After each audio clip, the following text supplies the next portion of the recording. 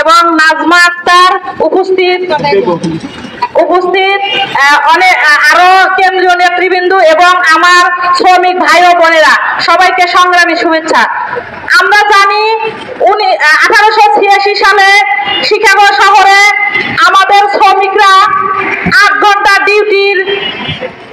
ডিউটির জন্য যে আন্দোলন সংগ্রাম গড়ে তুলেছিল, তারা যে জীবন দিয়েছিল তার রক্তের বিনিময়ে আমাদের আজ এই মহান মে দিবস।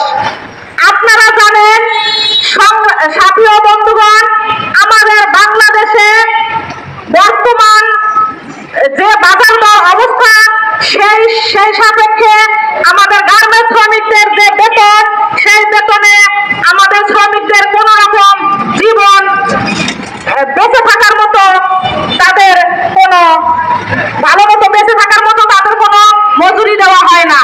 সংগ্রামী সাথী ও বন্ধুগণ, আপনারা জানেন বাংলাদেশে যত সরকারি সেক্টর এবং সরকারি কর্মচারী আছে, তাদের বেতন বৃদ্ধির জন্য, তাদের যে সুযোগ সুবিধা, সেগুলোর জন্য তাদের কোথাও রাস্তায় নামতে হয় না, কোনো আন্দোলন করতে হয় না, কোনো সংগ্রাম করতে হয় না।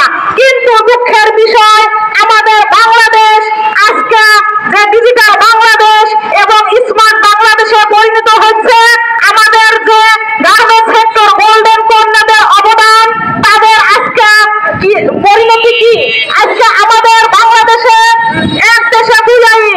আমরা জানি বাংলাদেশে সরকারি সেক্টরে 6 মাস মাতৃত্বকালীন ছুটি এবং সুবিধাগুলো গ্রহণ করে থাকে, কিন্তু আমাদের বাংলাদেশের গার্মেন্টস সেক্টরে যে নারী শ্রমিক আছে, তাদের আজও তাদের 6 মাস মাতৃত্বকালীন ছুটি পাস করা হয়নি।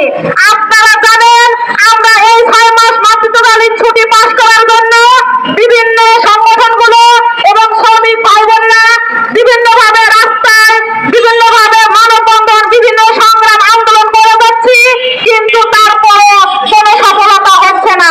সংগ্রামী সাথী ও বন্ধুগণ, আপনারা জানেন বাংলাদেশে গার্মেন্টস সেক্টরে যেসব শ্রমিক ভাই বোন আছে, তারা যদি তাদের ন্যূনতম থেকে শুরু করে তারা বিভিন্ন দেশে, বিভিন্ন রাষ্ট্রে তারা বাড়ি গাড়ি এবং টাকার পাহাড় জমিয়েছে, কিন্তু দুঃখের বিষয় আমাদের গার্মেন্টস সেক্টরের যে নারী শ্রমিক এবং শ্রমিক ভাই বোন আছে, তাদের ছেলে মেয়েদেরকে একটা ভালো স্কুলে লেখাপড়ার মতো ক্ষমতা তাদের নেই। কিন্তু আমরা বাংলাদেশ সরকার এবং যারা মালিক, তাই আমি আমার সংক্ষিপ্ত বক্তব্য রেখে শেষ করতে চাই। আপনারা অবশ্যই প্রত্যেকটি কর্মক্ষেত্রে শ্রমিক ভাই বোনদের জন্য একটি করে রেশনিং কার্ডের ব্যবস্থা করবেন, যাতে আমার শ্রমিক ভাই বোনরা 2 মুঠো ভাত, মোটা কাপড় পরে তারা এদেশে বাঁচতে পারে। সংগ্রামী সাথী ও বন্ধুগণ, আমি আমার সংক্ষিপ্ত বক্তব্য এখানে ব্যক্ত করে শেষ করছি। এবং আরেকটি কথা বলতে চাই, আমাদের সমাবেশ শেষে আমরা র্যালি করব বিসিক দিয়ে। আমরা